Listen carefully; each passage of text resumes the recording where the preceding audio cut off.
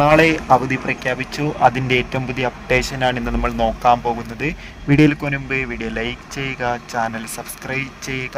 ഈ വരുന്ന ഓഗസ്റ്റ് മാസം അങ്ങോട്ട് ധാരാളം ചിത്രങ്ങൾ OTT റിലീസ് ചെയ്യാൻ പോവുകയാണ്. നമ്മുടെ ചാനൽ ഭാഗം പരിശോധിച്ചാൽ നിങ്ങൾക്ക് ആ വീഡിയോയ്ക്ക് കാണാൻ വേണ്ടി സാധിക്കുന്നതായിരിക്കും. വരും ദിവസങ്ങളിൽ സംസ്ഥാനത്ത് കനത്ത മഴ തുടരുമെന്ന് കാലാവസ്ഥാ നിരീക്ഷണ കേന്ദ്രം അറിയിച്ചിട്ടുണ്ടായിരുന്നു. കണ്ണൂർ, കാസർഗോഡ്, വയനാട്, തൃശ്ശൂർ ജില്ലയിലൊക്കെ മഴയുടെ ശക്തി അതിശക്തമായി തന്നെ കൂടുകയായിരുന്നു ഉണ്ടായിരുന്നത്.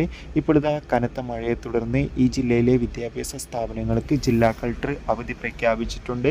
നാളെ ഓഗസ്റ്റ് 18 തിങ്കളാഴ്ച ദിവസം തൃശ്ശൂർ ജില്ലയിലെ മുഴുവൻ വിദ്യാഭ്യാസ സ്ഥാപനങ്ങൾക്കുമാണ് ജില്ലാ കളക്ടർ അവധി പ്രഖ്യാപിച്ചിട്ടുള്ളത്.